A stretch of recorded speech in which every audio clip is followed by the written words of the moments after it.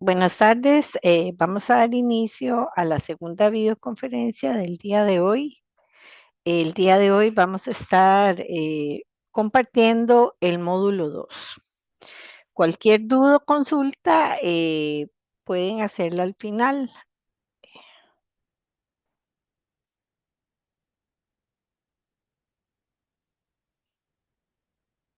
Recordarles, ¿verdad? Tomar en cuenta las fechas de apertura y cierre de cada actividad. En este momento estamos finiquitando la segunda actividad que corresponde al módulo número 1. Recordar que la misma se cierra el día 13, ¿verdad? Leer bien las instrucciones para que tengan conocimiento de cuáles son los requisitos que les piden en cada uno de los puntos solicitados. Bueno, este módulo 2 nos habla del periodo de conquista y la colonización europea. Dentro de los diferentes puntos que se tocan, vamos a hablar de las consecuencias, cómo fue la explotación de las poblaciones indígenas, cuál era la justificante que daban los conquistadores, ¿verdad? Entre otras cosas. Bueno, algunas consecuencias de este proceso de conquista dice que debido a la explotación de la población autóctona, se rompe el orden establecido. Estos pueblos autóctonos, recordemos que ellos vivían en armonía con la naturaleza. Ellos sacaban, ellos producían, ¿verdad? Lo que ellos requerían para subsistir. Cuando se da ese encuentro de culturas, ¿verdad? Se rompe esa relación que ellos tenían. ¿Por qué? Porque los ponen a tributar, y esto implicaba que tenían que producir grandes cantidades de productos para poder primero tributar lo que se les pedía y luego poder tener lo que ellos necesitaban para subsistir. Otro de los fenómenos es que cada vez se va a dar una mayor presencia de población ibérica en América, ¿verdad? Gente que se viene y se establece en América. Nuestros pueblos autóctonos trataron de resistir en todo momento. Sin embargo, los conquistadores hicieron todo lo posible para sacar el máximo provecho en ese proceso de conquista. Realizaron múltiples acciones con la finalidad de poder explotar a los indígenas y de esta forma lograr multiplicar sus ingresos y por lo tanto los ingresos de la corona. El proceso de conquista de América va a estar alrededor de tres actores: la corona española, la iglesia católica y los peninsulares, ¿verdad? Esos que vinieron, esos aventureros que vinieron en nombre de la corona, porque recordemos que los reyes católicos nunca pusieron un pie en tierra americana. Eso lo dejaron a personas de su confianza que vinieran a hacer las exploraciones y los procesos de conquista.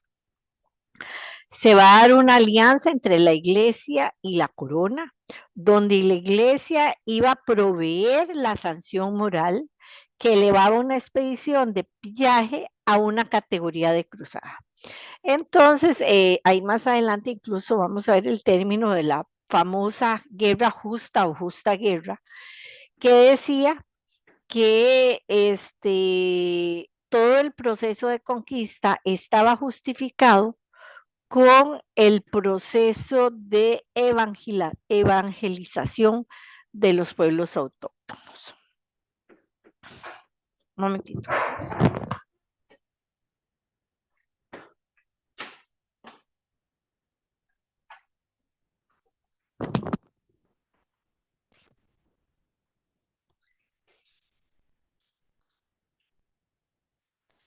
Se habla que la tierra se encontraba en manos de las regalías que pertenecían a la corona y esta era la única que tenía la potestad de entregarlas a personas privadas.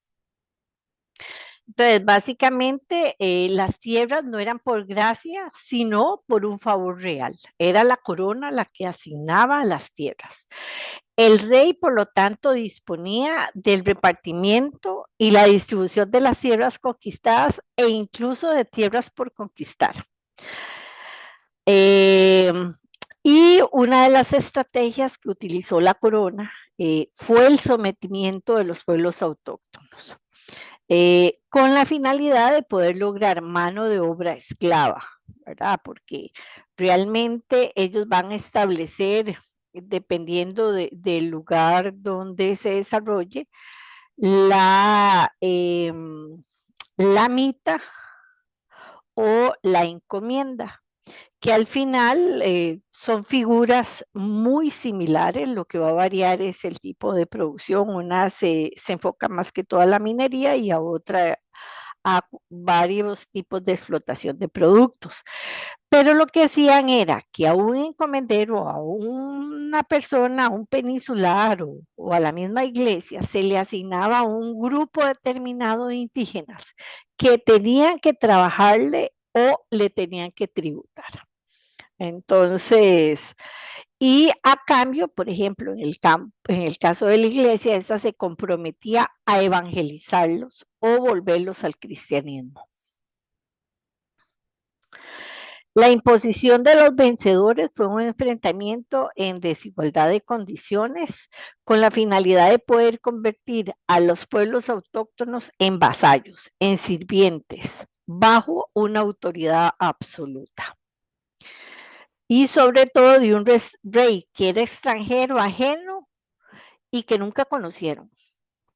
El nuevo estatus jurídico de súbdito obligó a los indígenas, por lo tanto, ¿verdad? Como indicaba, a tributar, a pagar un tributo, un impuesto, eh, a cambio de incluso de su propia vida. Se dice que incluso una forma de negarles el derecho a los pueblos autóctonos fue quitarles sus propiedades y negarles el derecho a tener acceso a la propiedad. Sus tierras le fueron quitadas y esas fueron repartidas entre aquellos aventureros y la Iglesia Católica. Las lealtades desarrolladas al calor de las campañas de conquista entre quienes encabezaron el sometimiento de las poblaciones y sus hombres venidos constituyeron un proceso determinante en el éxito de las campañas militares. Además, recordemos que los conquistadores traían ciertas armas, ciertos aspectos que los iban a favorecer. Por ejemplo, recordemos que los conquistadores traían el plomo, traían las ballestas, traían armaduras, traían el caballo, que el caballo nunca había sido visto en América, ¿verdad? El caballo es de origen árabe, e incluso los pueblos autóctonos imaginaban o pensaban que el hombre y el caballo estaban pegados. Después ellos traían los galgos, que son unos perros como los gran danés, ¿verdad? Y hacían que estos animales se comieran a los indígenas como una forma de llamar la atención a los pueblos autóctonos y estos no se ajustaban a sus demandas y a sus requerimientos. La conquista inició a finales del siglo XV y para el siglo XVI casi todo el continente americano ya estaba administrado en colonias por diferentes potencias. Por ejemplo, el Reino de Castilla y Aragón tenía las colonias castellanas, incluidas las secciones de Norteamérica, Sudamérica, América Central y las Antillas. Los portugueses, una zona territorial cuantiosa en manos de los portugueses, básicamente la mayor región costera atlántica y luego de lo que nosotros vamos a conocer como Brasil. Francia ocupó la Guyana francesa, Luisiana, Quebec y algunas islas caribeñas. Bueno, ahí aparecen, ¿verdad? En la filmina de las diferentes distribuciones que se hicieron de esas potencias de los pueblos americanos. Las potencias europeas presentes en América captaron impuestos, ¿verdad?, que eran establecidos a los pueblos autóctonos, desarrollaron actividades de piratería financiada, ¿verdad? Entonces, incluso nos vamos a encontrar dos figuras de piratas.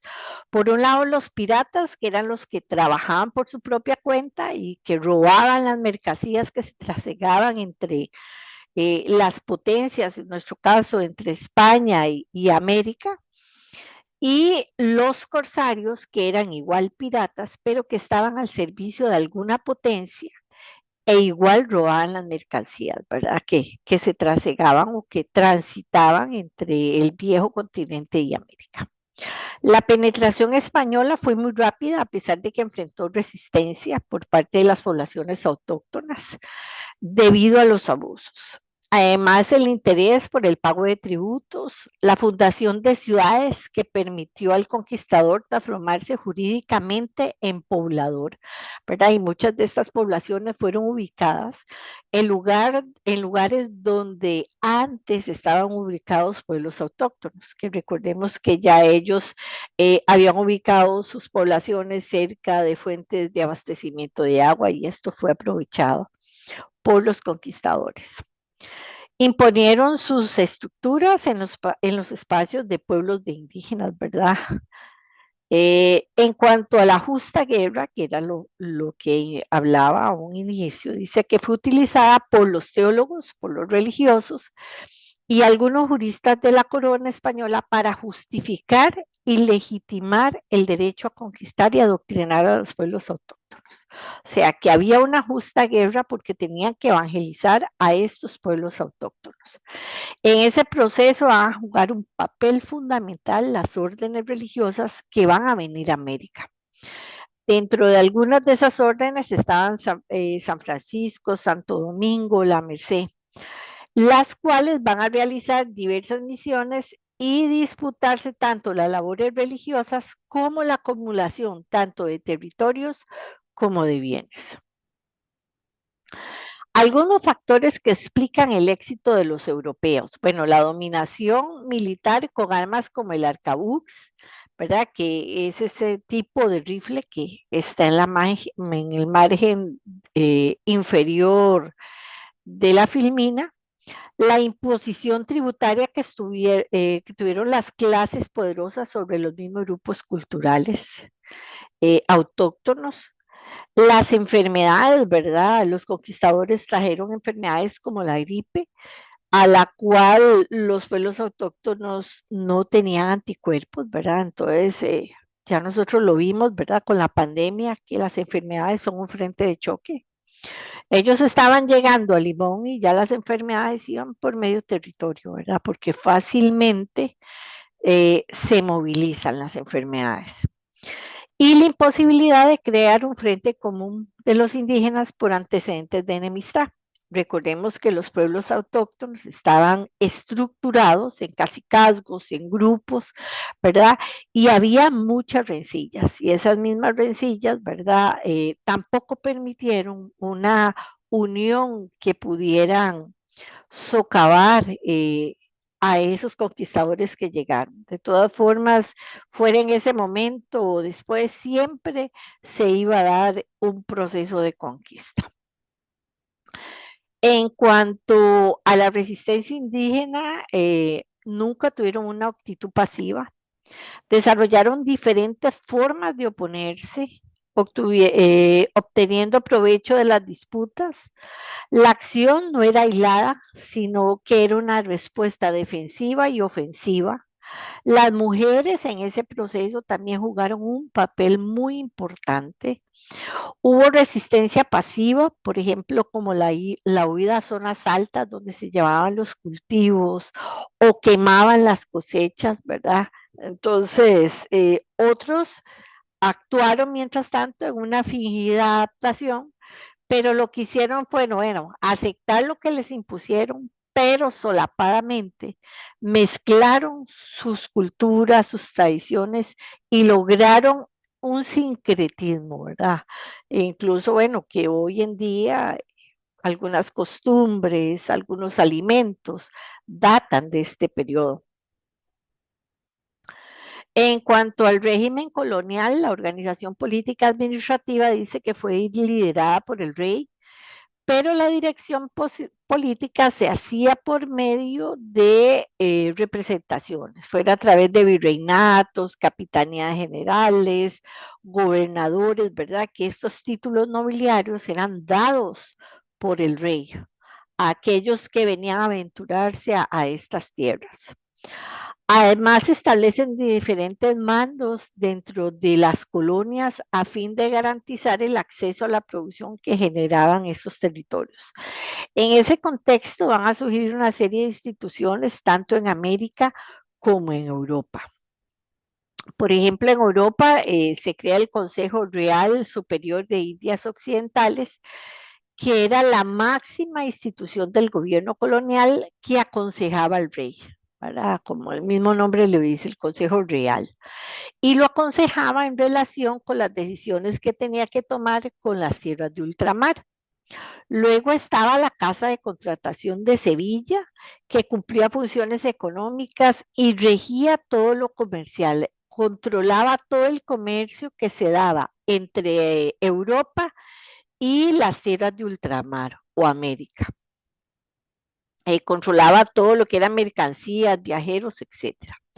Luego en América se van a establecer una serie de instituciones, por ejemplo, se van a establecer virreinatos, como el de Nueva España, el de Perú, el de Nueva Granada, el Río La Plata. Por ejemplo, el de Nueva España era el más grande y la capital estaba en México y se extendió desde el medio oeste de Estados Unidos hasta la actual Costa Rica.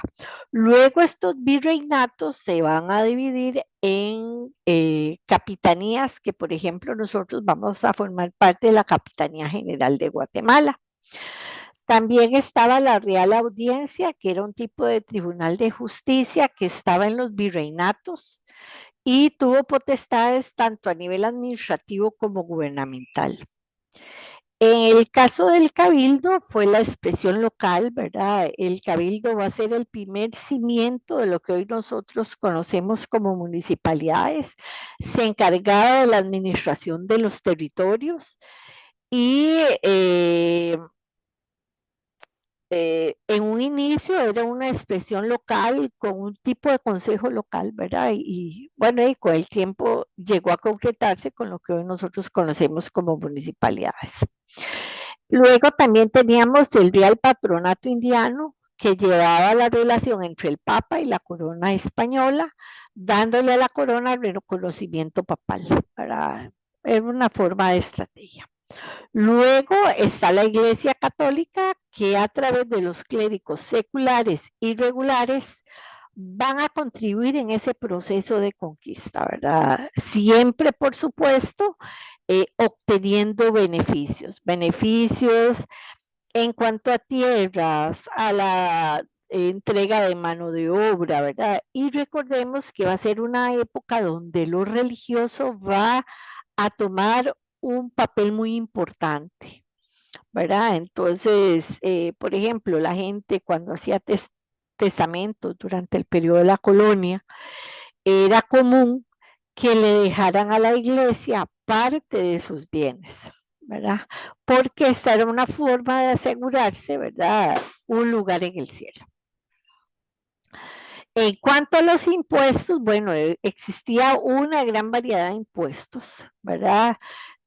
Con la finalidad de dominar a los indígenas. Por ejemplo, estaba la alcabala, que él aplicado a la venta de muebles e inmuebles, el almogarifazgo, que era el impuesto que se debía pagar para exportar o importar, la media anata, que era el impuesto que debían pagar los funcionarios del Estado por trabajar, ¿verdad? O como el impuesto de la renta hoy en día. El quinto real, que era un 20% de las ganancias que se obtenía en la extracción minera. El tributo lo pagaban los indígenas como súbditos de la corona, ¿verdad? Y este tributo a veces era en especie o a veces era en mano de obra. Y el diezmo, que consistía en 10% de las ganancias que iban directamente a la iglesia.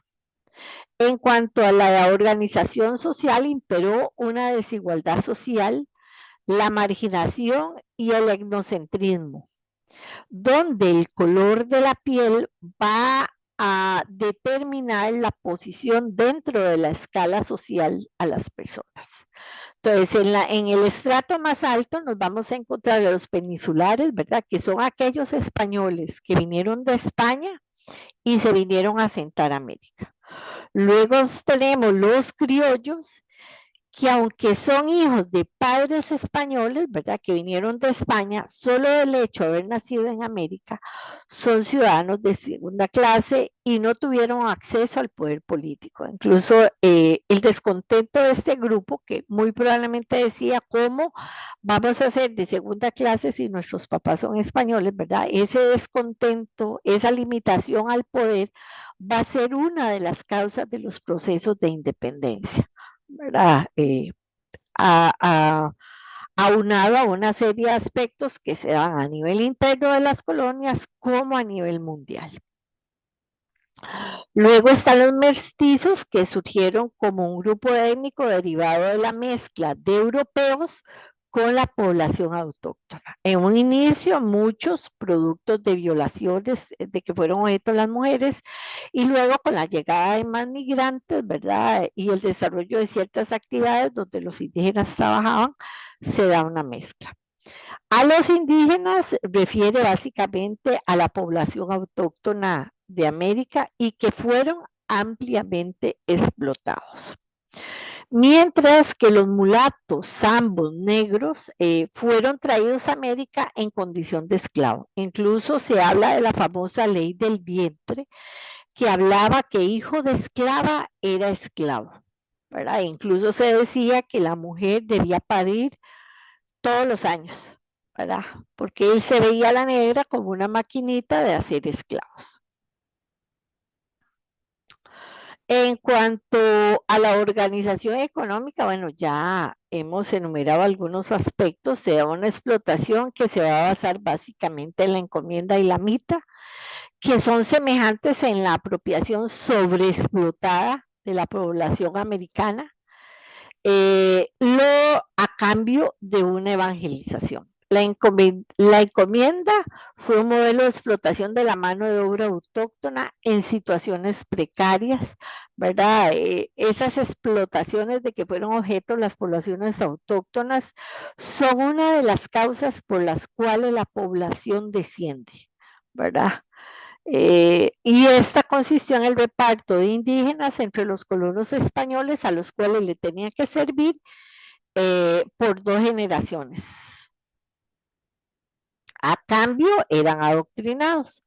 En el caso de la mixta, se aplicó principalmente en el trabajo de yacimientos de minerales, así como en los obrajes, manufactura de textiles e hilos de lana, algodón, cabuya, servicios domésticos y ganadería. Se trató de mano de obra barata, donde las autoridades regulaban los salarios, los tiempos y las condiciones laborales, ¿verdad? Donde igual los pueblos autóctonos fueron sobreexplotados. En cuanto al comercio, fue el motor de la economía, permite la movilización de personas a lo largo de Latinoamérica y entre ambos continentes también. Fue fundamental en la formación de lazos familiares y políticos que van a estar vinculados al territorio de las Indias con la península ibérica. Fue regulado por la Casa de Contratación de Sevilla, ¿verdad? Que como vimos era la que se encargaba de regular todo lo que se trasegaba entre América y Europa, ¿verdad? O España, lo que era comercio, viajeros, etcétera. La monarquía establece formas de producción y comercialización monopólica, es decir, solo podíamos llevar y traer productos de España. Y esto va a estimular la piratería. ¿Por qué? Porque se empieza a dar contrabando y bueno, y surgen las dos figuras que ya vimos, los piratas y los corsarios.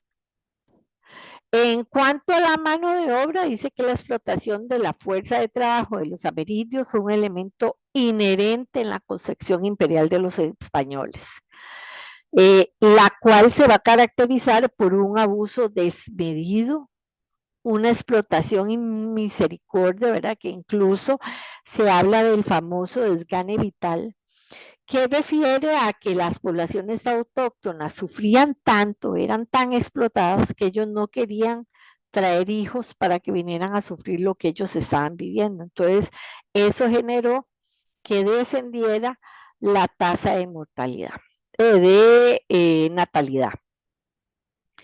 Y aunque se crean algunas leyes, ¿verdad? Para evitar esa rapacidad, sí, ¿quién iba a verificar que no se estuviera dando si los reyes nunca vinieron a tierra americana y a quienes mandaban venían, hacían las leyes, las violentaban y ellos mismos se juzgaban? En cuanto a la decadencia del Imperio Español, se da básicamente por la invasión napoleónica de 1808, la abdicación de Fernando VII, los movimientos americanos por el descontento de los criollos, ¿verdad? Que no tenían acceso al poder. También a nivel mundial se da la Revolución Francesa con sus postulados de libertad, de igualdad y de fraternidad, que recordemos que no todos éramos iguales, no éramos fraternales, ni libres, ¿verdad? Entonces esos postulados empiezan a resonar, ¿verdad? En los criollos que empiezan a hacer algunas demandas. También se da la independencia de las 13 colonias, eh, y en la costa este de Norteamérica, ¿verdad? Lo que hoy conocemos como los Estados Unidos, y eso también es como una esperanza, ¿verdad? De un cambio.